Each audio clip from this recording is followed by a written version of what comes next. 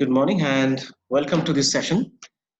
So in our today's lecture, we'll also continue our discussion. The discussion that we started last week, it's about equivalence and equivalent effect. So today, we'll be talking about Roman Jakobson's equivalent and equivalence effect, his theory. And then later on, we will try to continue our discussion about Chomsky's theory.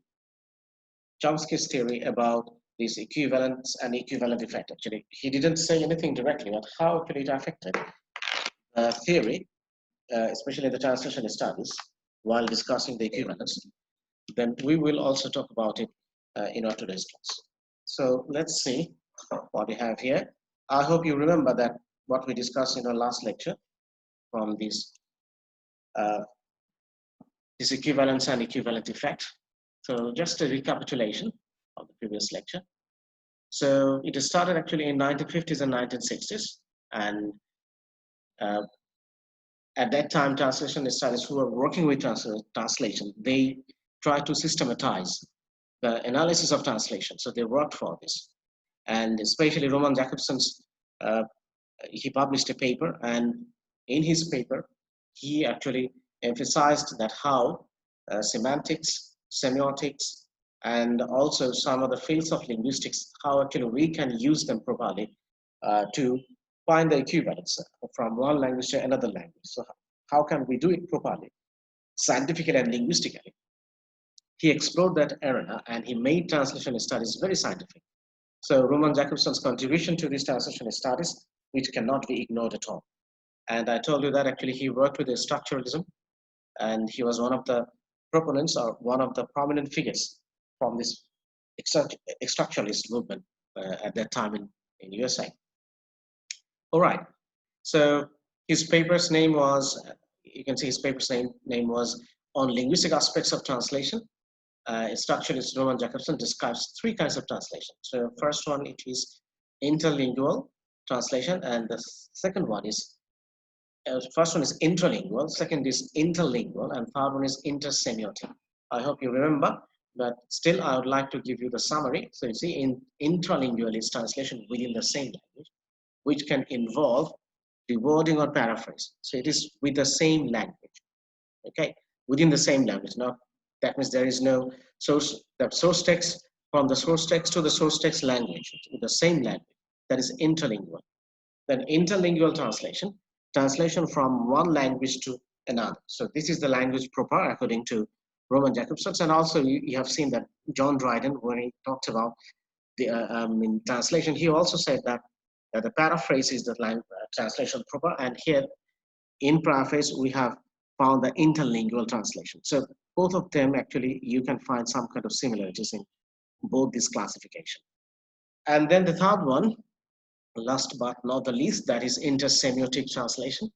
Translation of the verbal sign by a non-verbal sign, for example, music or image. So I told you that how it works.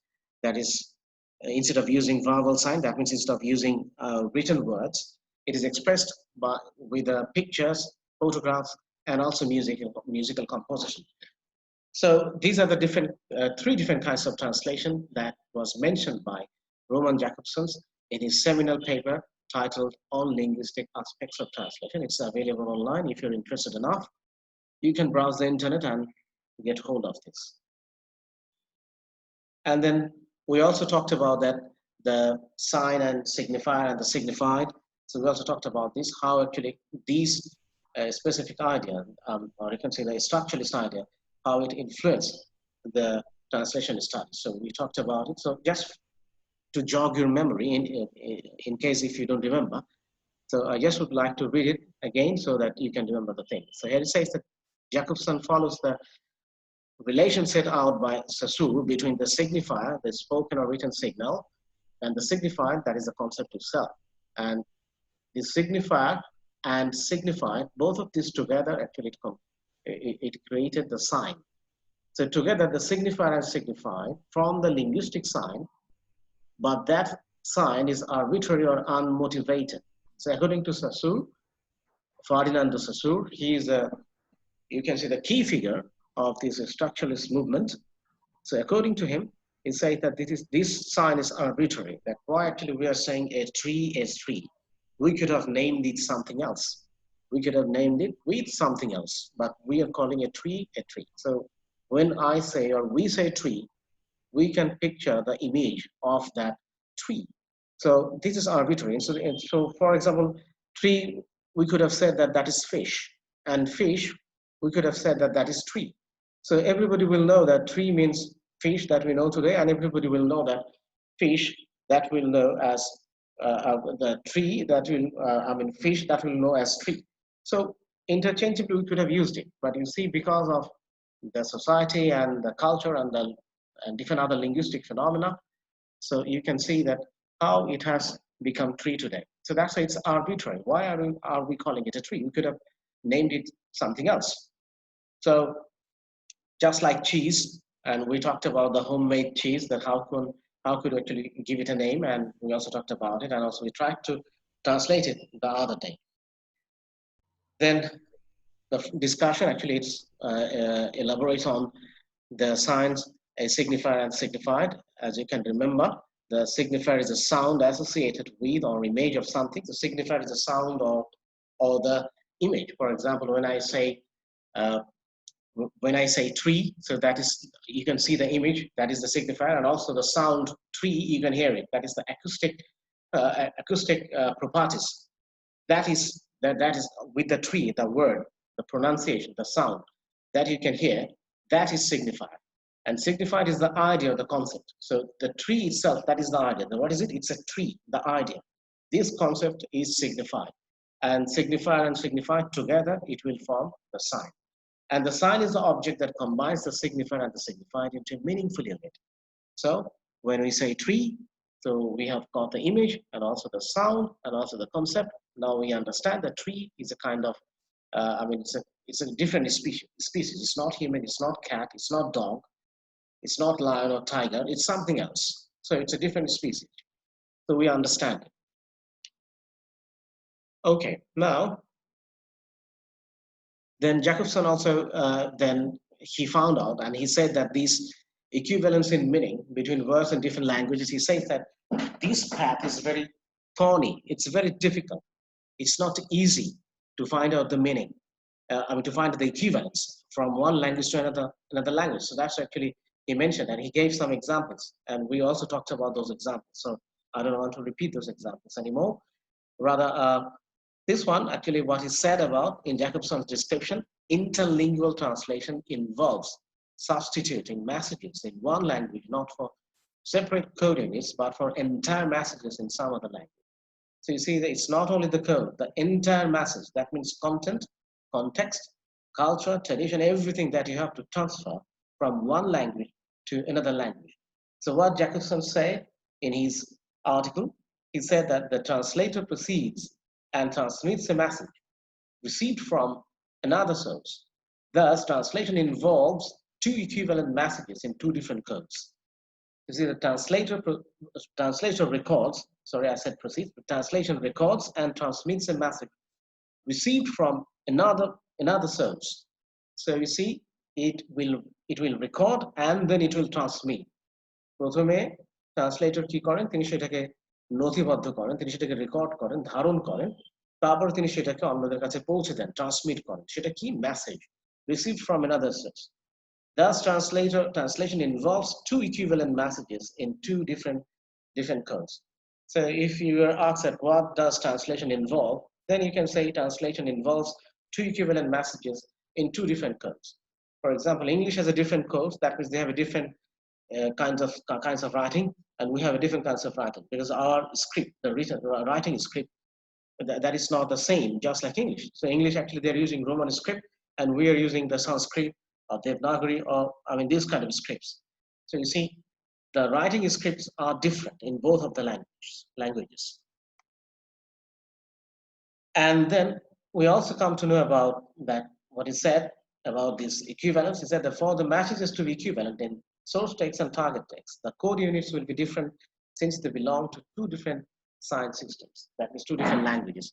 Certainly, the messages and code units, they are different in two different languages, which partition which works in reality differently, and in reality that is different. I mean, it acts in a different way. From a linguistic and semiotic angle, Jacobson approaches the problem of equivalence with the following new famous definition. So what is his definition of equivalence? What is he saying? And you see the now famous definition. It's very famous now. Now here he says equivalence in difference is the cardinal problem of language and the pivotal concern of linguistics. So it's the equivalence in difference is the cardinal problem of language. Equivalence in difference. In difference means in different codes, in two different languages, two different codes or unit of code units, we have to find the equivalence, that whether actually this language or one expression of this language can be shifted or can be replaced by another language, For example, from German to English. So whether the Germanic expression, whether it is possible to be transmitted or to be replaced with the English. So this is the challenge, and that's why he's saying that it's a cardinal problem. Cardinal problem means the main problem, one of the main problems, a challenge, and the pivotal concern of linguistics. And this is also a concern of the linguistics. So in present days, linguistics also deals with this kind of equivalence. It's a part of the linguistics department. It's not only that the translation studies department, or discipline, they will only bother about this. It's also a matter of linguistics, that whether the passages and codes of another language or the content of another language is whether it is translatable or whether it is replaceable with another code units. So that is also the concern of the linguistics and also the concern of the translation studies. Okay, up to this, do you have any question? Do you understand? If there is any confusion, you can ask me, then I will try to explain. Dear student? Yes, sir. Clear, Up to this, do you have any question? এই পর্যন্ত তোমাদের যেহেতু গতদিনও আমরা পড়িয়েছি, তো that's আমি একটু পড়িয়ে গেলাম কি জন্য, যাতে তোমরা চমস্কির অংশটুকু বুঝতে পারো, কারণ এটা চমস্কির অংশ দিয়েও ইনফ্লুয়েন্স, কারণ Roman Jacobson he himself actually he influenced lots of people, and you can see that Noam Chomsky, he was also influenced by his work and writing, and both of them actually use these kind of theories to explain linguistics and also to explain translation studies. So আমরা এই পর্যন্ত একটু যদি বুঝে থাকি, তাহলে পরবর্তী ডিসকাশনটা আমাদের জন্য বুঝতে সহজ, এই জন্য করলাম। তো ঠিক আছে কি এ পর্যন্ত? Is it okay? Yes, sir. Yes, sir. Okay, great. Okay, sir. Okay, that's great. Now, here you see, from here, I think this is new. This is new. We couldn't finish it, in our last lecture. Now, for Jacobson, cross-linguistic differences center around obligatory grammatical and lexical forms. Languages differ essentially in what they must convey and not in what they may convey. The example of differences are easy to find. They occur at, so we'll come to the level, we discussed it, that for him, grammar and lexical forms. You know, the lexical form means word forms, okay? And grammar, you understand what is grammar. That means syntactical structures and different other components of grammars. So, Roman জ্যাকবসনের কাছে grammar এবং শব্দের যে form, এই দুইটা জিনিস খুবই গুরুত্বপূর্ণ, কারণ তারা যেহেতু এক্সট্রাকচারিস্ট, তারা সবকিছু স্ট্রাকচার ওয়ে এবং ওই বেসিক করবেন, এটাই স্বাভাবিক, ওনার স্ট্রাকচারের বাইরে কোনো কিছু মানতে না, কারণ তারা মনে করেন, যেটা অনেক ক্ষেত্রেই সত্যি, আমরা হয়তো এর সাথে ডিফার করতে পারি, it's not a big deal, and you are free to do that. You can differ and you're welcome to do that, but thing is that in most cases you will find that if there is no structure, you will find it very difficult to find the meaning out of it. কোনো কিছু যদি একটা নির্দিষ্ট structure না থাকে, তখন ওর ভেতর থেকে অর্থ বের করা অনেক কঠিন। সেটা তুমি কবিতাই বলো, নাটক, উপন্যাস, যাই বলো না কেন, উপন্যাসের ফরম্যাটটা যদি উপন্যাস না হয়, উপন্যাস যেভাবে লিখতে হয় বা যেভাবে উপন্যাসের ভেতরের জিনিসগুলো থাকতে হয়, লিটারারি ফর্মস গুলো যেভাবে থাকতে হয়, কন্টেন্টটাকে যেভাবে ট্রিট করতে হয়, ওই জিনিসগুলো যদি না থাকে, তাহলে কি তুমি ওটাকে উপন্যাস বলবে? সত্যি করে বলো তো। তোমার হাতে আমি একটা বই দিলাম, বললাম যেটা একটা উপন্যাস, তুমি ভেতরে খুলে দেখলে ওটা হচ্ছে তোমার অনেকটা, যে কি বলে, ফ্রান্সিস বেকনের মতো এসএস দিয়ে ভরা এবং সেখানে উপদেশ আদেশ এগুলো আছে। আমি বললাম এটা উপন্যাস, তুমি কি মানতে রাজি হবে? না স্যার। কেন রাজি হবে না? স্যার উপন্যাসের ওই ম্যাটেরিয়ালস গুলো ওখানে যদি না থাকে তাহলে কিভাবে মানুষ? এক্স্যাক্টলি, উপন্যাসের যে সাবজেক্টের ক্যারেক্টার এগুলো ট্রিটমেন্টটা ডিফারেন্ট। ওটা কবিতার মতো না, ওটা এসের মতো না। আমরা সেই দেখলেও যেন বুঝতে পারি, কবিতা দেখলেও বুঝতে পারি, ঠিক উপন্যাস দেখলেও কিছু একটা পেজ পড়লে বুঝতে পারি যে it's a novel, right? Right sir. তার মানে কি একটা স্ট্রাকচার, আসলে আমরা যতই বলি যে স্ট্রাকচার বলে কিছু নেই, যে যা ইচ্ছে তাই করবে, যে যেভাবে ভাবছে ইচ্ছা করে ভাববে, কিন্তু আলটিমেটলি তুমি কোনো একটা ফর্মেটে না ফেলে কিন্তু তোমার চিন্তাটাকে তুমি ফলপ্রসূ করতে পারবে না, সেটাকে মিনিংফুল করতে পারবে না। কথা বুঝতে পারছো? Yes sir. যেমন ধরো যাক, আমরা যদি ডিকনস্ট্রাকশনের কথাই ধরি, যে আমরা কি করবো, আমরা টেক্সটে নেবো, সেটাকে ডিফ্যামিলিয়ারাইজ করার জন্য যা যা করতে হয় সেগুলো করবো, সেটাকে ভেঙে ফেলবো, ভেতরের মিনিং এর ভেতরে মিনিং খুঁজে বের করবো। কিন্তু ওটা করতেও তো আমি একটা প্রসেসের মধ্যে দিয়ে যাচ্ছি, মিনিং আউট অফ মিনিং, ওইটাও তো একটা প্রসেস, তাই না? Right sir. তাহলে আসলে আমরা স্ট্রাকচারের বাইরে কিন্তু আসলে ওই অর্থে যেতে পারি না। যতই বলে আমি স্বাধীন, আমি অমুক, আমি তমুক, আমি ইন্ডিভিজুয়ালিজমের প্র্যাকটিস করি, তুমি যদি ইন্ডিভিজুয়ালিজমের প্র্যাকটিস করোই, সেক্ষেত্রেও দেখবা তোমার নিজের ইন্ডিভিজুয়ালিজম প্র্যাকটিস করার জন্য তোমার নিজস্ব একটা ফর্মেট আছে। You know how to raise your voice, you know how to give your voice, how it will be heard. তা তুমি এটাও তো তুমি একটা স্ট্রাকচারের মধ্যে দিয়ে যাচ্ছ, যে কিভাবে তোমার কথা মানুষ শুনবে, জানতে পারবে, বলতে পারবে। তুমি তো নিশ্চয়ই কোনো প্ল্যাটফর্ম ব্যবহার করবে, একটা স্ট্রাকচারের মধ্যে দিয়ে যাবে। তো যে কারণে রোমান জ্যাকবসনের এটা দেখো যে গ্রামাটিক্যাল এবং lexical forms, he is saying that this are two challenges and they are obligatory. মানে হচ্ছে অবশ্যম্ভাবী, অবশ্যই তোমাকে এই বিষয়গুলো খেয়াল করতে হবে, কারণ এই ডিফারেন্সেস কারণেই যে cross linguistic differences centre around, বলছে যে একটা ভাষার সাথে আরেকটা ভাষার যে লিঙ্গুইস্টিক ডিফারেন্স, পার্থক্য, এটা হয় হচ্ছে মূলত গ্রামার এবং শব্দের ফর্মের কারণে, and which is true, you cannot deny it. And he has given some examples যে কোন কোন লেভেলে আসলে ডিফারেন্স হয়ে থাকে। First of all, for example, the level of gender. You remember that when actually you were talking about lingua franca yesterday, and then actually you were talking about that how lingua franca actually it has its own characteristics, right? Like gender differences, and also the use of definite and indefinite articles, numbers, singular and plural numbers, and also tense and noun, even pronouns. So use of these actually it creates some problem, and lingua franca in different parts of the world they are using English in a different way, and thus we can see that there are lots of differences because it's very culture oriented, context oriented.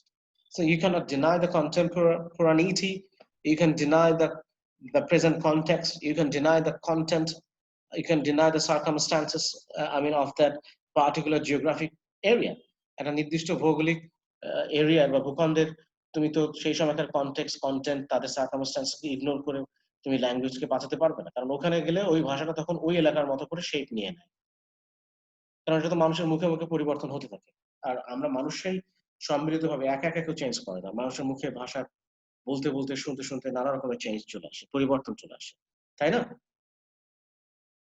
তো ওই lingua ফ্রাঙ্কার ক্ষেত্রে যেরকম পার্থক্যের কথা বলা হচ্ছে, তুমি এখানে দেখো উনি ঠিক বলছেন যেরকম কয়েকটা লেভেলে ডিফারেন্সটা হয়ে থাকে একটা ল্যাঙ্গুয়েজের সাথে আরেকটা ল্যাঙ্গুয়েজে, ঠিক একই রকম।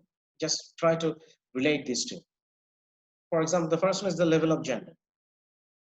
জেন্ডারের ক্ষেত্রে একটা পার্থক্য আছে, এটা খুব স্বাভাবিক। আমাদের আমরা একরকম করে জেন্ডারের কনসেপ্ট আমরা সবগুলোকে, যেমন আমার মোবাইল ফোনকে কি হি বা শি বলি? No sir. তুমি কি বলো যে my mobile phone is very nice, he is very smart, so my mobile phone is a smartphone? No, sir. Sir. তুমি বলো যে আমরা কি বলি যে ইটস এ স্মার্টফোন, এটা একটা smartphone, right? Right sir. So we use it. এটা আমাদের কাছে একটা ইতরবাচক প্রাণী, হ্যাঁ, এটা কোনো ছেলে বা মেয়ে কোনো কিছু না। কিন্তু তুমি ফ্রেঞ্চ ল্যাঙ্গুয়েজে বা ওরকম আরো অন্যান্য ল্যাঙ্গুয়েজে আছে যে অনেক ল্যাঙ্গুয়েজে প্রত্যেকটা জিনিসের একটা লিঙ্গ নির্ধারণ করা থাকে, আইদার হি অর শি, প্রত্যেকটা জিনিসের। বুঝতে পারছো আমার কথা তোমরা? তো লেভেল অফ জেন্ডারে কিন্তু একটা বিশাল পার্থক্য আসে, এই যে কোনটা ম্যাসকিউলিন কোনটা ফেমিনিন, এই বেসিসে একটা বড় পার্থক্য তৈরি হয়। তো রোমান জ্যাকবসন বলছেন যে জেন্ডার লেভেলে একটা ডিফারেন্স আসবে দুইটা ল্যাঙ্গুয়েজের মধ্যে। Then he also talked about the level of aspect, or I told you that this is for our easier understanding. We can say that is time, or you can say tense. Okay, the verb morphology, for example, in Russian, the verb morphology varies according to whether the action has been completed or not. Russian ল্যাঙ্গুয়েজে একটা কাজ শেষ হয়েছে কি হয়নি তার উপর ভিত্তি করে হচ্ছে তারা ওই তোমার টেন্স ঠিক করে বা অ্যাসপেক্ট ঠিক করে, কিন্তু আমাদের কিন্তু সবসময় কাজ হয়ে গেছে কি হয়নি তার উপর ডিপেন্ড করছে। কাজ না হলেও আমাদের টেন্স আছে, কাজ হয়ে গেলেও টেন্স আছে, তাই না? যেমন আমরা বলি যে সে বাড়ি যেতে থাকবে, আমি যখন তোমার সাথে কথা বলতে থাকবো ততক্ষণে সে বাড়ির দিকে রওনা দিয়ে দিয়েছে, বাড়ি যেতে থাকবে। কাজটা কিন্তু তখনো শেষ হয়নি, বাড়ি যেতে থাকবে কিন্তু বাড়ি তো আর পৌঁছে যায়নি। আমার কথা বুঝতে পারছো তোমরা উদাহরণগুলো? Yes, sir. সো বলছে যে তাহলে এক এক ভাষায় তাদের এই যে টেন্সের ধারণা বা টাইমের আসপেক্টের ধারণাটা এক এক ভাষায় এক এক রকম। মোরলেস বেশিরভাগ ভাষাতেই খুব কাছাকাছি, যেমন ইংরেজির সাথে বাংলার অনেক মিল আছে টেন্সে, কিন্তু এরপরও কিছু কিছু ভাষার ক্ষেত্রে এরকম অনেক পার্থক্য থাকে। ইংরেজির সাথে হুবহু সব মিল আছে তা কিন্তু বলছি না, বলছি অধিকাংশ ক্ষেত্রে আমাদের মিল আছে। যেমন কন্টিনিউয়াস টেন্সের বাংলা কি? ঘটমান বর্তমান। এক্সেলেন্ট। আর present perfect continuous? Can you give an example of a present perfect continuous tense?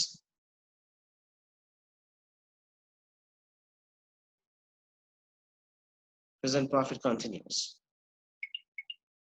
For example, I have been listening to my teacher for last 30 minutes. I have been listening to my teacher for last 30 minutes. পাচ্ছে না তোমাকে কারণ sir নাই। Hello? Hello, sir. Okay. All right. Sorry for the interruption. You see, even I'm using the university, I mean, working here in the university, but it's not working. I don't know how to fix this problem. Anyway, all right. So as we are saying that the level of aspect. So I just want to give you an example. For example, I have been listening to my teacher for last 30 minutes. How will you translate it? It's an example of present perfect continuous, right? Right, sir. Have been, you see the perfect, and there is I have been listening, that is continuous. So we have this present perfect continuous. So how will you translate it in Bangla? Sir, could you repeat the sentence again? I have been listening to my teacher for last 30 minutes. তো আমি 30 minute ধরে আমার টিচারের কথা শুনছি। Exactly, আমি 30 minute ধরে আমি আমার টিচারের কথা শুনছি, তাই না? সো ইউ সি, ইংরেজিতে কিন্তু এটা ইকুইভ্যালেন্স করা গেল, সব সময় যে যাবে তা কিন্তু নয়, যেখানে যাবে না চ্যালেঞ্জটা ওইখানে। এই জায়গাতে we are lucky that there are some kind of similarities. I mean, regarding aspect, if you really want to talk about it, then we have seen that some similarities are, in most cases, the English tense or aspect and Bangla tense or aspect is similar. But with other language, it might create problem. So there lies the challenge, that how can you find the equivalence, I mean, when it is the level of aspect. And then the level of semantic fits. The German is, I don't want to mention the word, you can see that in English we have as brothers and sisters, and English children. I gave you that example, if you can recall it. In the statement, I have two children. It's translated as gender-specific hijas in Spanish if both children are female. So you see, in the Spanish language, when both children are female, then the word will be different. And if both children are male, then the word will be different. Interesting, isn't it? এখন আমরা children বললে ছেলে মেয়ে সবই বুঝি, কিন্তু Spanish ল্যাঙ্গুয়েজে যদি দুইটা বাচ্চাই মেয়ে হয় তাহলে আলাদা শব্দ, দুইটা বাচ্চাই ছেলে হলে আবার আলাদা শব্দ।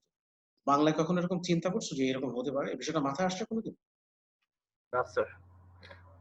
Honestly speaking, it never came to my mind যে একটা ছেলে একটা মেয়ে হলে ওইটাকে আমি একটা নাম দিব, যে আমার দুই ছেলে মেয়ে, তখন আমি ওটার জন্য একটা আলাদা শব্দ হবে, ছেলে মেয়ে থাকলে। এখন যেমন চিলড্রেন বললে সব ছেলে মেয়ে বুঝি, আবার দুই মেয়ে থাকলে একটা শব্দ থাকতে হবে, আবার দুই ছেলে থাকলে একটা শব্দ থাকতে হবে। In Spanish they have this, but in Bengali you don't have this. So this is the problem. So when you translate, if you translate from Spanish to Bengali, then you have to face this problem and you have to find the equivalence. এর কাছাকাছি কি বানানো যেতে পারে, কি হতে পারে, কি দিলে আমার রিডার বুঝবে, এই চ্যালেঞ্জগুলোর কথা রোমান জ্যাকবসন বারবার বলছেন।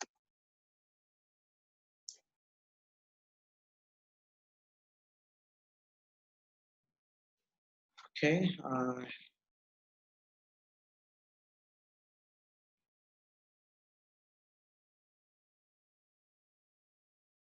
Did you discuss neither's one? I guess not, right? Neither and the science of translating. Did you discuss it in our last lecture, dear student? Neither in the sense of. Okay, no problem. No problem. We don't need to think about it. No, sir. Let's talk about it. No, sir. Okay, we'll talk about it. No problem. Now here you see, usually the theory of translating developed from his own practical work, from the 1940s onwards, when he was translating and organizing the translation of the Bible. So he developed in 1940s his theory, and when he was translating Bible, he then developed that translation theory that we're going to talk about. Now, I would like to ask you, just I'm being curious, I would like to ask you, without looking at the screen, just tell me, when you first heard the name Nida, what came to your mind? I mean, regarding his gender, he or she? Please be honest. Nida, Sir, it seems to me she. exactly. Same here. I also thought that Nida, because it sounds like a little bit feminine, right? According to our Right, language. sir. আমাদের Right. Language অনুযায়ী নিদা বা এই টাইপের হয়তো এই নাম নেই, কিন্তু এটা কেমন একটা মেলি একটা ব্যাপার আছে এর মধ্যে। Yes, sir. Yes, sir. কিন্তু দেখো ফার্স্ট লাইনটা, Eugene Nida's theory of translation developed from his own practical work from the 1940s onward. It's a male. Yes, you can see that it's a male. Yes, sir. Okay. All right. This is the challenge. Even with names, sometimes we struggle to decide that whether it's a he or she. I mean, didn't it happen to you? And while actually you were in the exam rooms, sometimes. কোনো একটা নাম নিয়ে পরীক্ষার সময় English লিটারেচারে কোনো একটা character নিয়ে লিখছো, হঠাৎ করে এরকম হয় না যেটা হি না সি তুমি গুলিয়ে ফেলেছো, মনে আসছে না, বা ক্যারেক্টারটার কথা মনে আসছে না।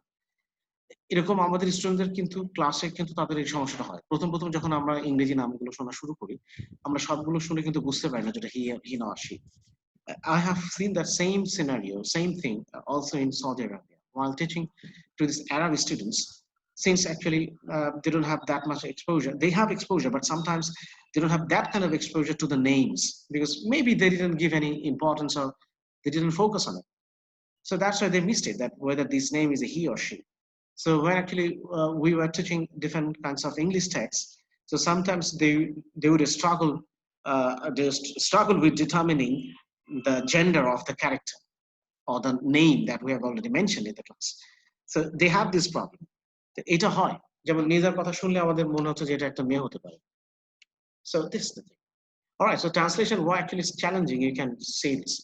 Now his theory took concrete form in two major works in the 1960s. One is Toward a Science of Translating, and the co-authored The Theory and Practice of Translation. So these are the two books that actually he published. One actually he published himself, and another one he co-authored. তার মানে তার সাথে আরো একজন লেখক ছিলেন, দুজনে মিলে লিখেছেন, Nida and Taylor. The title of the first book is significant.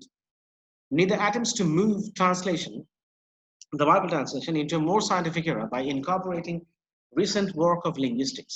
So Nida's more systematic approach borrows theoretical concepts and terminology, both from semantics and pragmatics, and from Noam Chomsky's work on syntactical structure, which formed the theory of generative transformational grammar. I think I talked about it a little bit in the last class, but it doesn't matter.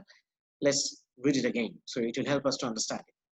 Now, Nida discussed various scientific approaches to meaning related to work that had been carried out by theorists in semantics and pragmatics. So he was influenced by these two fields of the linguistics. One is semantics, another one is pragmatics. And also, he was influenced by Noam Chomsky's theory later on, Noam Chomsky's theories.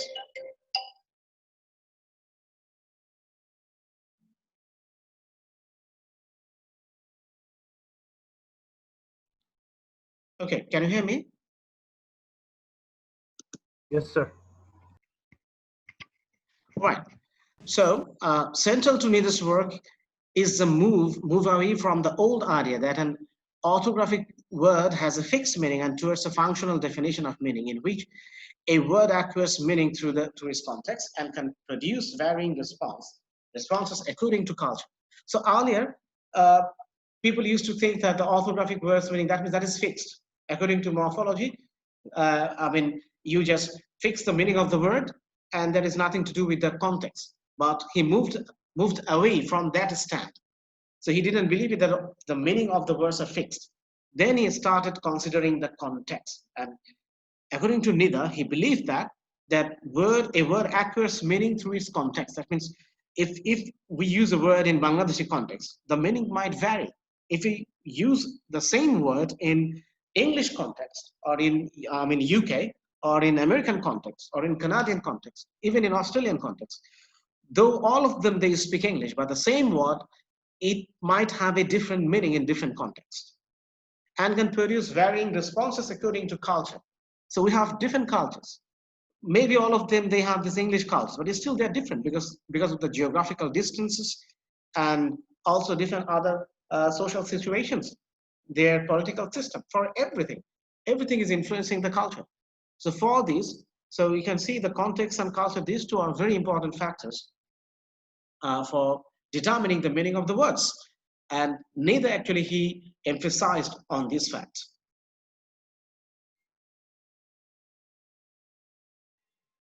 Now he says that meaning is broken down into linguistic meaning, referential meaning, and emotive meaning. I hope you can recall it now that we talked about it. So linguistic meaning borrowing elements from Chomsky's model. Referential meaning is denotative or dictionary meaning. I explained it in my last lecture, so I don't want to go for further explanation. And also emotive or connotative meaning. Also you understand what is connotative meaning. So denotative meaning is a scientific meaning, or you can say the exact meaning as it is found in the dictionary. And connotative meaning, that is more than the dictionary meaning. So beyond the meaning, there is something else. I mean, beyond the superficial meaning, there is something else.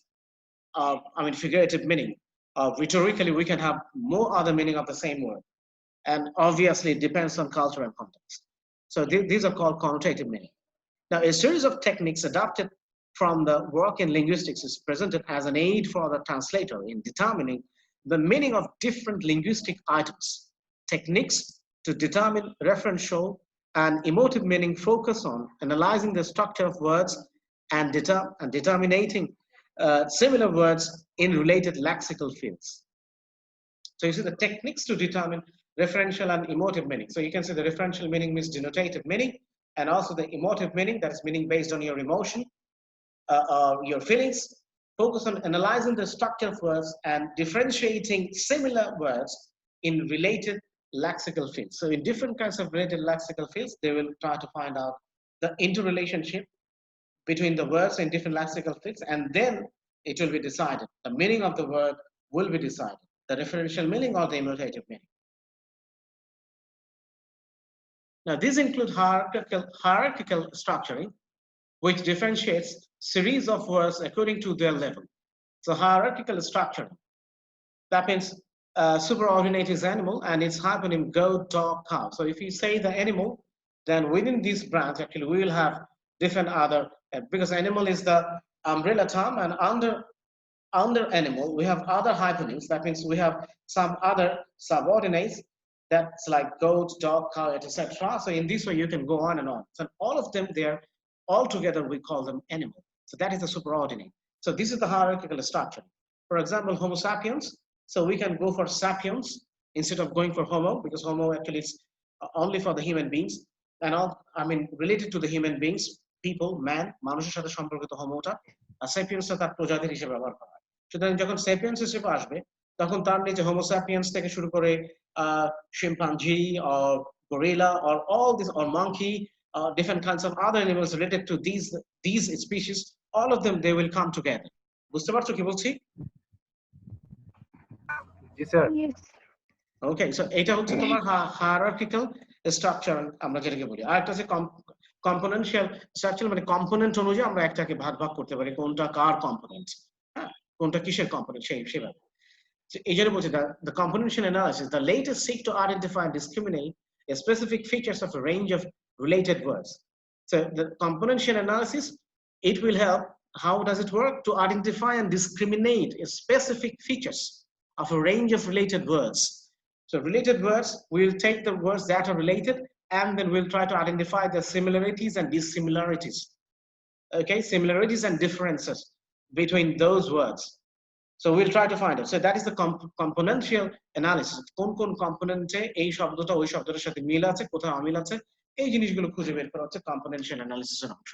R hierarchical structuring সেটা তোমরা already বুঝেই গেছো যে কিভাবে শব্দের অর্থগত দিক থেকে ভাগ করতে গেলে আমরা কিভাবে hierarchy অনুযায়ী ভাগ করে সেই শব্দের সঠিক অর্থ বের করতে পারি। Now, the result can be plotted visually to assist in making an overall comparison. এটা অনেকটা ওই যে ফ্যামিলি ট্রি আমরা তৈরি করি না, প্রথমে দিই গ্রেট গ্রেট গ্র্যান্ডফাদার, তারপর হচ্ছে গ্রেট গ্র্যান্ডফাদার গ্রেট গ্র্যান্ডমাদার, সেই গ্রেট গ্র্যান্ডমাদার থেকে আসে গ্র্যান্ডফাদার এন্ড গ্র্যান্ডমাদার, তারপরে সেই গ্র্যান্ডফাদার এন্ড গ্র্যান্ডমাদার থেকে আসে তো your papa, your dad and your aunts and uncles, আবার সেইখান থেকে from your dad or your father, your mother, সেখান থেকে আসছে হচ্ছে তুমি এবং তোমরা, এবং সেখান থেকে আবার আসছে তোমাদের সন্তানেরা। বুঝতে পারছো কি বলছি?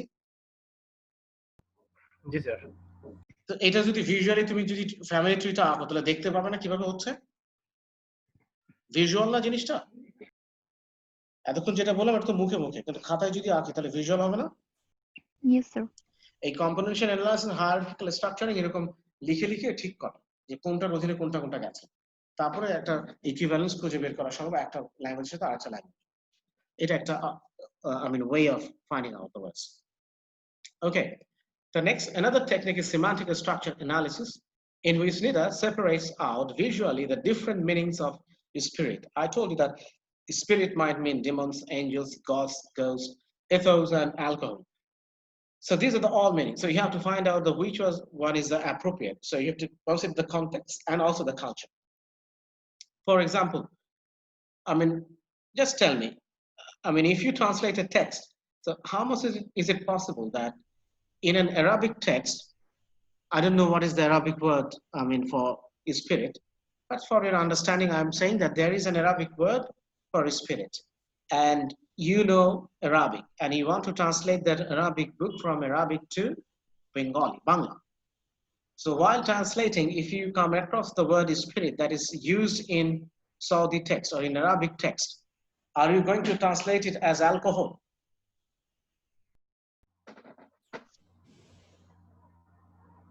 বুঝতে পারছো কি বলছি? Yes sir. Tell me, what did I say? বলো তো কি বলেছি? ঋতু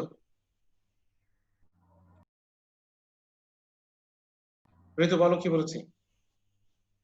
ঋতু আজকে নাই। Sorry? Oh, ঋতু নেই. She is absent. Yes sir. Prema, what did I say? Prema, can you hear me?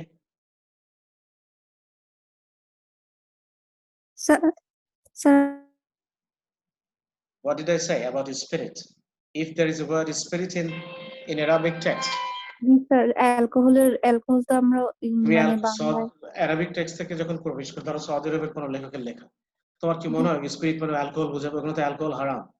G sir. তো তুমি কি কনটেক্সট দেখে তুমি বুঝতে পারবে যে ওইখানে অ্যালকোহল বেচাকেলিও হয় না, সুতরাং এটার মিনিং অ্যালকোহল হবে না, এটা এমনিতেই আমরা তখন ধরে নেব, right? So usually we have to consider the context and the culture and tradition and also the religious aspects. So these are very important. So উনি এই বিষয়টাকে তখন মূল্যায়ন করা শুরু করলেন। Okay. Yes sir. All right. Now here what we have. I will jump to the next text.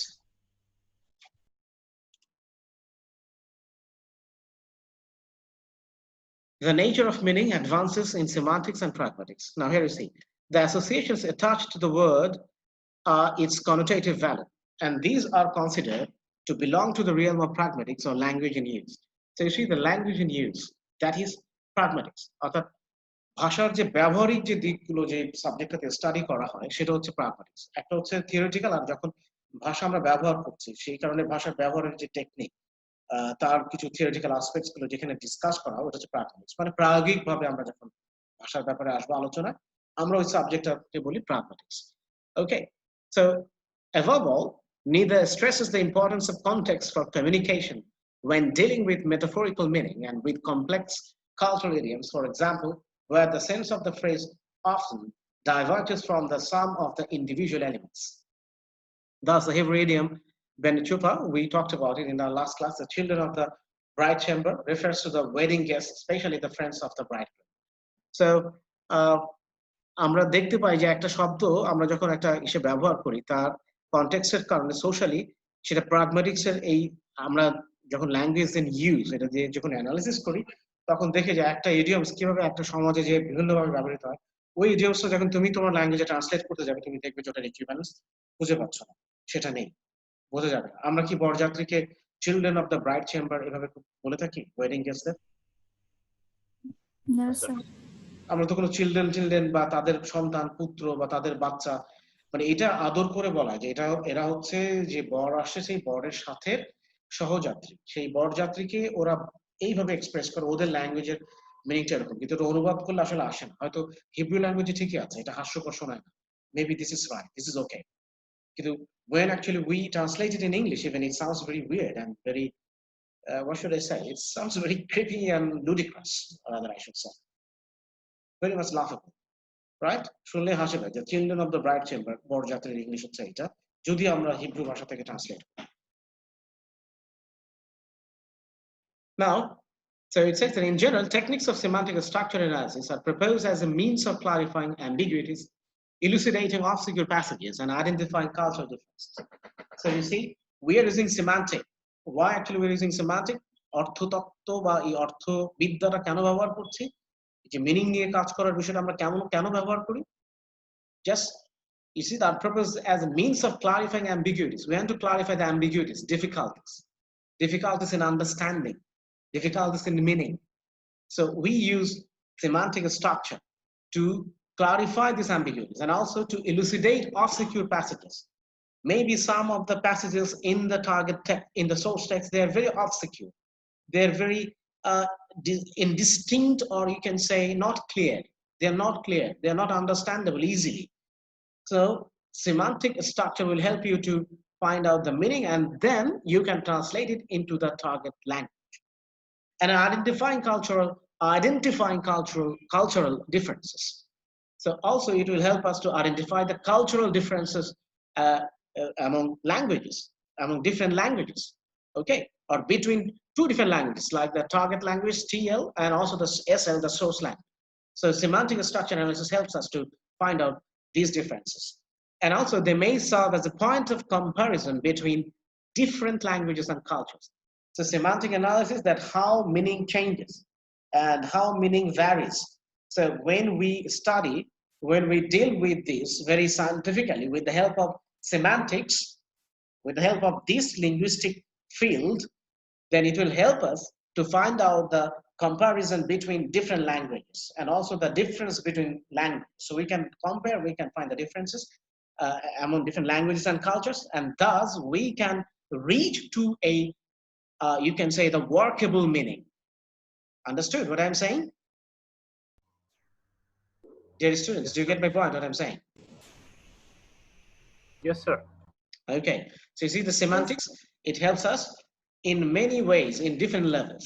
So what we have seen that from Nida's, the way actually he explored these translation studies, we have found that he gave importance on semantics, also he gave importance on pragmatics, and not only on the grammar and also the lexical fields, as it was emphasized by Roman Jakobson.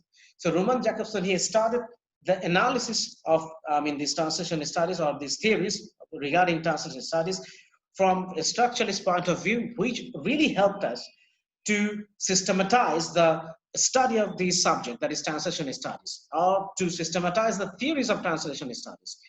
And then Nida also contributed with a further advancement with the help of semantics and pragmatics. So now you see we have got more or less, you can say, up to this, the development of the translation studies, it has come to a good shape, an understandable shape, and workable shape that you can use it, utilize it to explain, to understand, to find the equivalence, especially to find the equivalence from one language to another language. And thus actually it benefits us while translating the source text into the target text. So with this note, I would like to conclude today's discussion. In next class, we will try to discuss the influence of Chomsky, how actually he influenced these academicians, especially who are working in this translation studies, and it's still how people are influenced by Chomsky's transformative generative grammar. So we'll explain all those things. So if you have any question, you can ask me now. Otherwise, I'd like to conclude our today's discussion. Do you have any question, dear students? Do you have any question? Fine. Any question? No, sir. Okay, anyone else? All right, if you don't have any question, I would like to request you, when I upload this video, please watch it again. Do you understand what I'm saying? Okay, Please sir. watch it again. And I hope you have come to know the way actually we are conducting the Vivas, especially with me. Please watch the videos, try to understand the whole things, even if you don't, if you can't read the text, at least just watch the videos and try to get hold of all these ideas. Okay, so that when we will continue our discussion with the influence of Chomsky, because there are lots of different kinds of words and expressions and also different registers that will come across, and that will come, and we have to understand this. So when you watch the video, then it will help you to understand in the next lecture, okay, that we're going to have on the influence of Chomsky. All right? Okay, sir. Okay. Thank you very much. Thanks for your cooperation, and hope to see you in the next lecture, inshallah. Take care of yourself. Until then, good day. Thank you, sir.